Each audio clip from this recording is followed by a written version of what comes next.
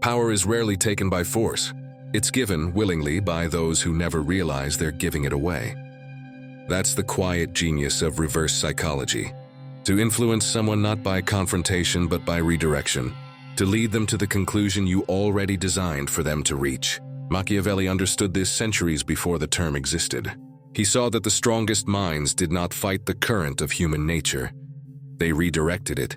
Reverse psychology is not about tricks or childish manipulation. It's about using the weight of another person's certainty against them. It's judo for the mind. Every kingdom, every relationship, every boardroom and conversation is an invisible chessboard. Those who know how to provoke a move without appearing to move themselves control the game long after the board is cleared. When you tell someone what to do, their instinct resists. Ego defends itself. But when you appear to release control, when you suggest the opposite, their ego rushes in to prove you wrong. And in that moment, you've planted your idea inside their defiance. This is the opening move of the Machiavellian strategist.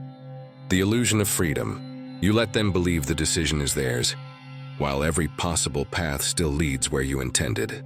Reverse psychology is the art of surrender as a weapon. It's persuasion through contradiction.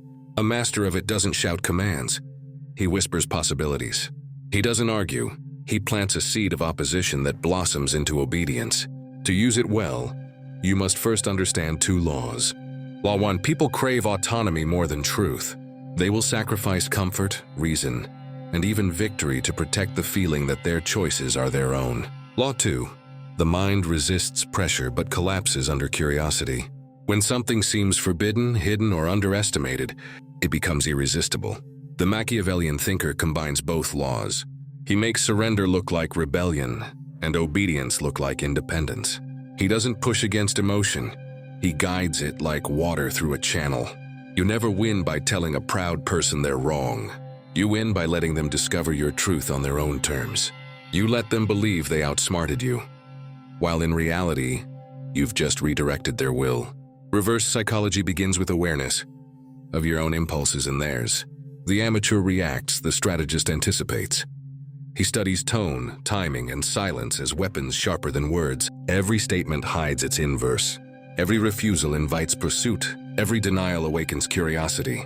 And every no can be transformed into an obedient yes. If you understand what the ego needs to hear, in a world addicted to appearing powerful, the true manipulator hides his strength behind restraint. He gives away the illusion of control, and by doing so takes all of it. The first step then is to unlearn confrontation. Stop trying to convince. Stop trying to prove. Stop reacting. Your power lies in indifference that feels deliberate, in silence that sounds like certainty. Reverse psychology is most effective when it doesn't look intentional. If your target senses your design, the illusion collapses. So your demeanor must remain steady, uninvested, almost careless. It's not deceit, it's discipline. You are training yourself to move unseen beneath the noise of human ego. The master Machiavellian never argues for control. He makes others compete to hand it over. He tells them he doesn't want the throne, and that very humility crowns him. This is the quiet paradox at the core of all influence. To dominate, appear disinterested. To control, appear careless.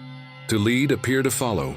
In the next section, we'll descend deeper into the 13 tactics themselves. Each one a psychological dagger refined through history. Each one designed not just to win arguments, but to reshape will. Reverse psychology isn't merely persuasion. It's architecture of the mind, and you're about to learn how Machiavelli built empires with it. Without lifting a sword, Machiavelli never trusted brute strength. He trusted perception. He understood that in any hierarchy, kingdom, company, or conversation, the one who controls perception controls behavior.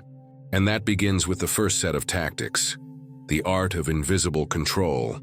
Tactic 1, the illusion of choice. Never give orders. Offer options, each one designed to lead where you want. When people choose, they feel free. When they feel free, they defend your plan as if it were their own. A ruler who dictates breeds rebellion. A strategist who guides choices breeds loyalty. You don't need to command. You only need to narrow the path so every road returns to you. In business, in love, in politics, it's the same design. Frame two doors, make both lead to your outcome. They will thank you for letting them decide. Tactic 2, the power of understatement. Influence dies when it looks eager. Never appear too certain, too interested, or too invested. Let your words feel incomplete, and curiosity will finish them for you. People chase what withdraws and doubt what insists. The Machiavellian strategist uses silence as punctuation. A half-truth, delivered calmly, becomes a full truth in the listener's mind, because they complete it, and what we finish, we believe. Tactic 3, the calculated reversal. When attacked, don't defend, reverse. Agree with the insult? Amplify it slightly, and the attacker's weapon turns dull. You disarm criticism not with resistance, but with cooperation.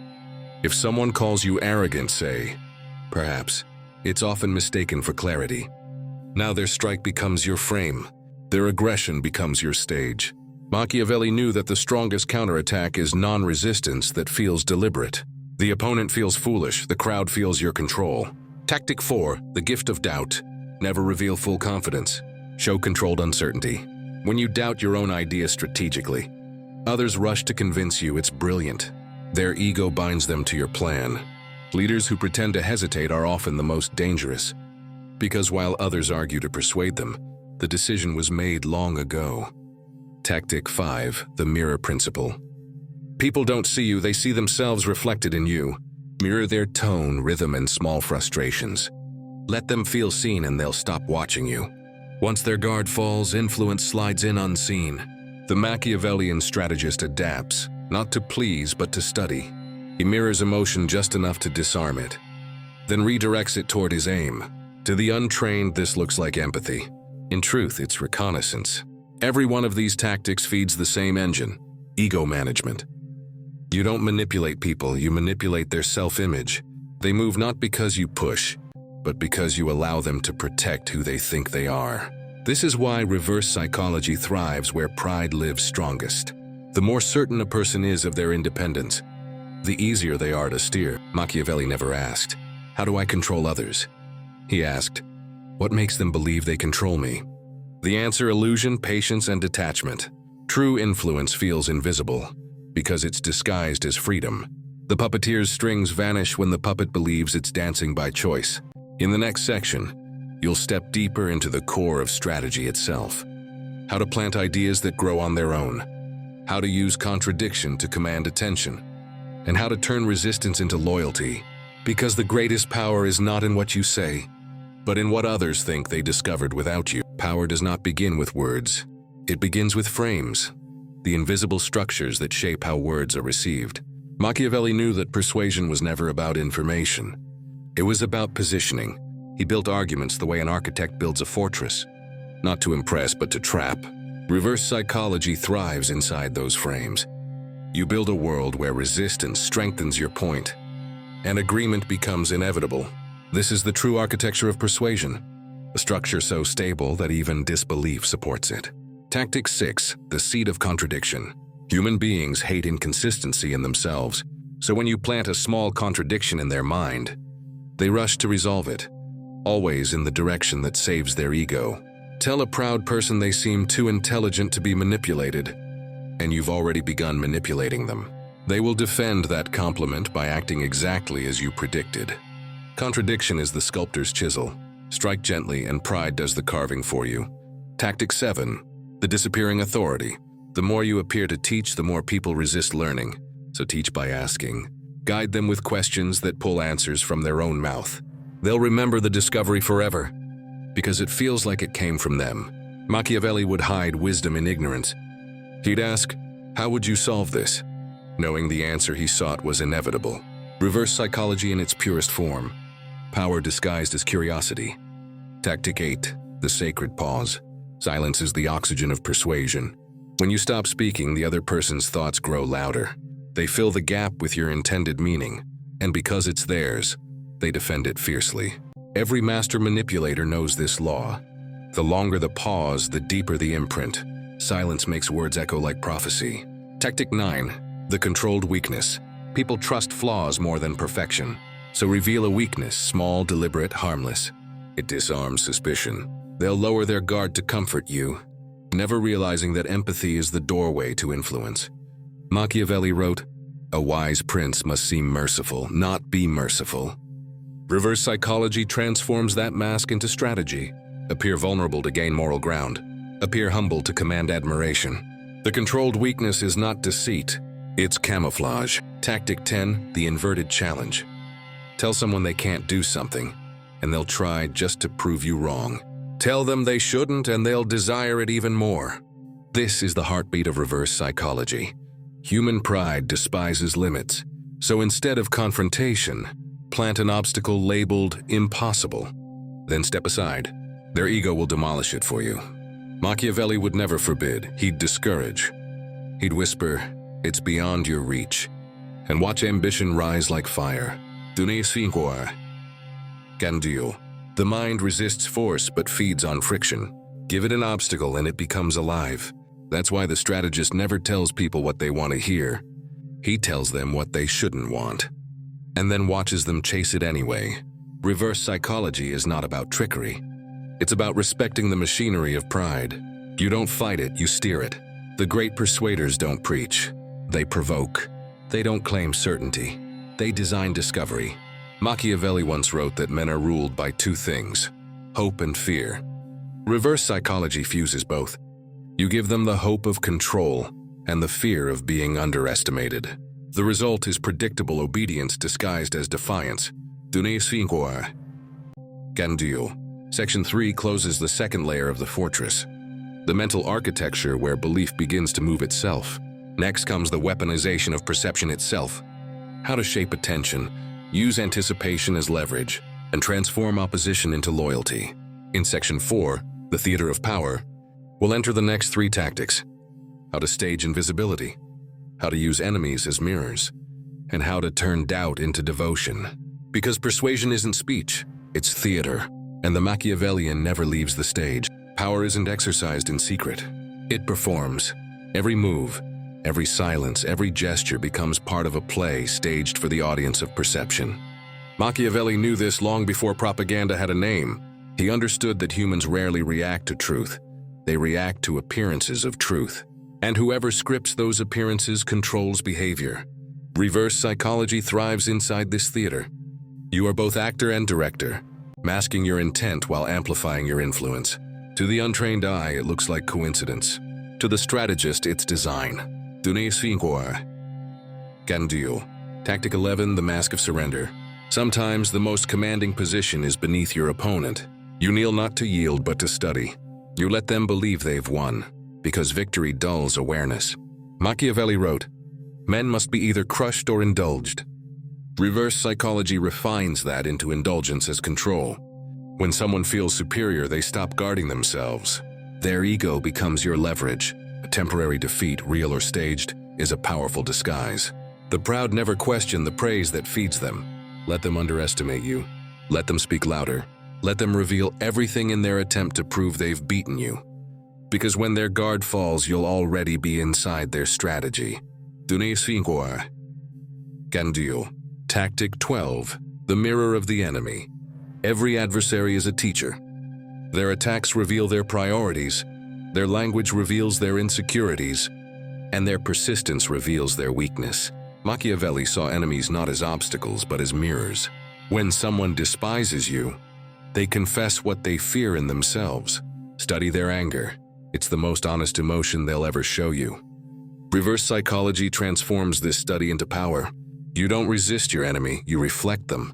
You absorb their energy, twist their logic, and send it back polished with irony. When they accuse you, agree and smile. When they doubt you, thank them. Their fury becomes your calm. Their noise becomes your silence. And in that silence, control changes hands. Dune cinque. Gandio. Tactic 13, the transformation of doubt. The final tactic is the most dangerous and the most elegant. Turn doubt itself into devotion. When people question your motives, don't defend. Question their question. Let uncertainty linger long enough for their mind to fill it with meaning. Machiavelli believed the unknown was more powerful than proof. When people can't define you, they project onto you. They make you myth, and myths are untouchable. To turn doubt into power, you must resist the urge to clarify. Clarity kills mystique. Mystique keeps followers curious, enemies guessing, and observers quietly obsessed. Reverse psychology at its highest level doesn't persuade. It haunts. It creates psychological gravity. People orbit you not because you pull them, but because they can't explain why they're drawn in. Ganduo. All influence in the end is performance. You're not seeking approval. You're writing the script others will unknowingly follow. Their applause is irrelevant. Their belief is the only currency that matters. To master reverse psychology is to accept that perception is reality. Truth is flexible. Control lies not in proving what's real, but in defining what's believable. That's why the most dangerous strategist looks calm, listens more than he speaks, and never seems to want anything directly.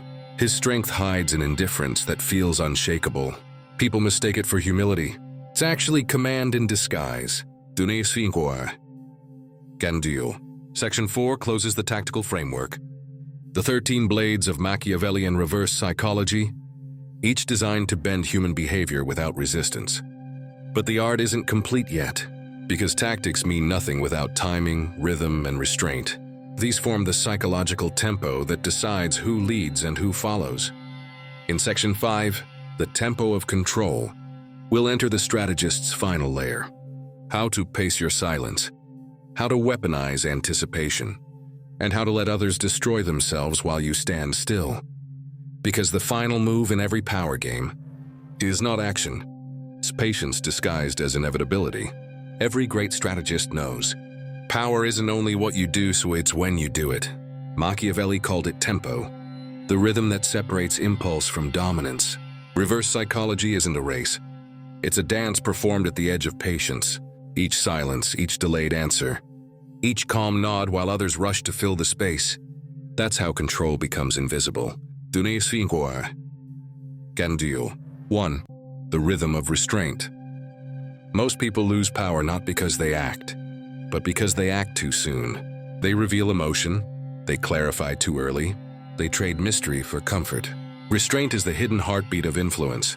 When you delay reaction, you force others to build meaning for you. Their minds fill the quiet with stories that favor you. Because uncertainty demands interpretation, Machiavelli mastered this rhythm. He knew that stillness breeds projection, and projection is persuasion wearing another face. Ganduo. 2. The art of delay. Control thrives in controlled delay. You don't answer instantly. You let anticipation ripen into dependence. Every pause becomes a mirror of their need. The more impatient they grow, the more authority your calm acquires. Reverse psychology feeds on contrast. Their urgency versus your silence, their emotion versus your poise. Eventually they start negotiating with themselves, trying to predict your move, and that's when they've already surrendered. Ganduo. 3. The strategic withdrawal. There's a reason seasoned rulers step back. At the height of attention, absence intensifies value. When you vanish, they remember your presence louder. Psychological gravity increases in silence. The mind chases what it cannot see. So you withdraw, not to disappear, but to let curiosity multiply in your absence. Machiavelli would retreat from courts and councils, letting speculation speak in his place. Rumor became his advocate, and reputation his soldier. Ganduo. 4. The calm is weapon. In every confrontation, one person's calm rewrites the temperature of the room. When you refuse to mirror emotion, others start measuring themselves against your stillness. Calmness feels like certainty, and certainty feels like leadership. You've already won the moment they start defending their tone, while you defend nothing. Reverse psychology isn't argument, it's atmosphere. You shape reactions not with words, but with emotional gravity, the invisible momentum. The greatest deception of power is motionless progress. While others speak, explain, and justify, you build quiet inevitability. Your influence expands not in noise, but in expectation. Machiavelli understood that authority solidifies when people start predicting your approval before you give it. That's when the tempo is yours. Ganduo.